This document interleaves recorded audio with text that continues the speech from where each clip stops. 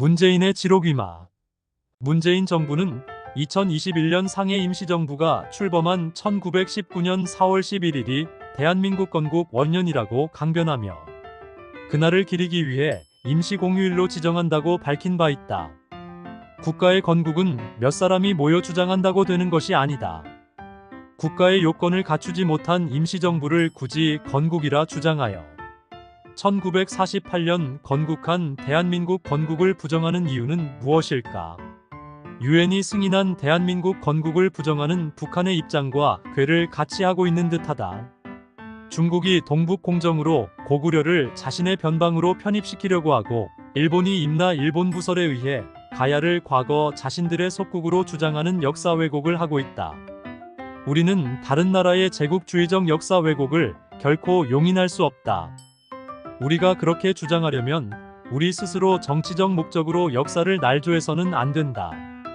임시정부는 국가의 요건을 갖추지 못한 독립운동단체이다. 막스 베버는 현대 국가를 정의하면서 국가란 한 특정한 영토 내에서 정당한 물리적 강제력을 지배수단으로 독점하는데 성공한 지배 조직이다 라고 했다. 국가의 자격 요건으로 국제법적으로 기준이 되는 1933년 몬테비데오 협약에서 국가의 성립 요건은 주권 국민 영토 외국의 승인 등이다. 따라서 베버의 정의에 의하던 몬테비데오 협약 기준에 의하던 상해 임시정부는 주권 국민 영토 외국의 승인 등 모든 요건이 결여되어 있으므로 건국이 될 수 없다. 그리고 임시정부도 의회격인 의정원이 있었지만 그 구성원에 대한 백성들의 선거에 의한 민주적 추대 과정이 없었으므로 임시정부의 국가로서의 정통성과 정당성을 인정하기에는 한계가 있다. 우리 헌법 전문에 임시정부의 법통을 계승하고 라고 되어 있음을 들어 건국이라고 주장하나 이는 임시정부의 민주공화국과 독립의 정신을 지향하고 계승한다는 의미이지 임시정부가 건국이라고 규정한 것은 아니다. 유엔이 승인한 1948년 8월 15일 대한민국 건국.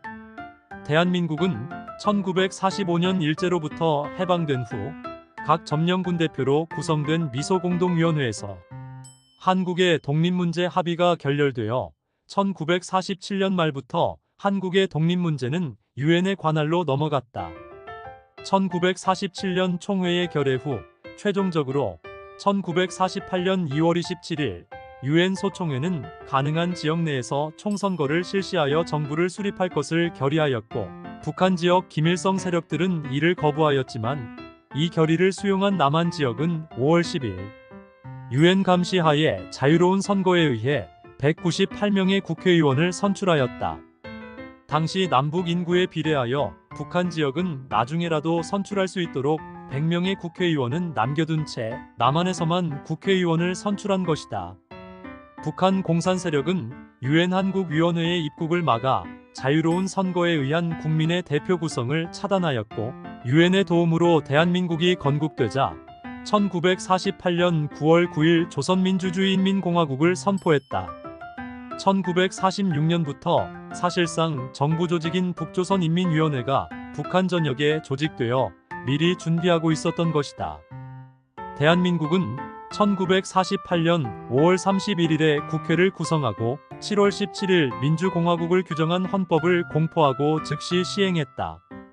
이 건국 헌법에 의해 정부조직법이 제정되고 미국 초대 대통령 선거와 같이 국회의 선출에 의해 초대 대통령으로 이승만이 당선되고 8월 15일 대한민국 건국을 선포하였다. 유엔에서는 1948년 12월 12일 한반도에서 유일 합법적인 정부로 대한민국을 승인하였다.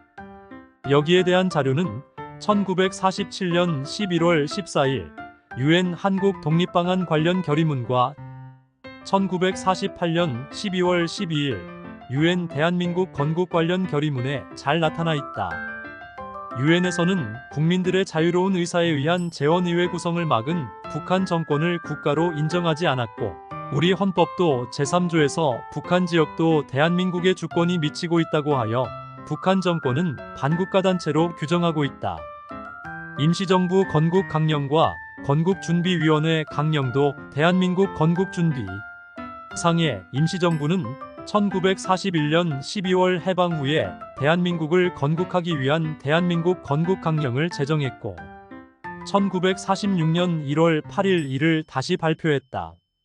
건국강령이란 광복 후 민족국가 건설에 대한 총체적 계획으로 임시정부가 독립운동을 하는 목표이다.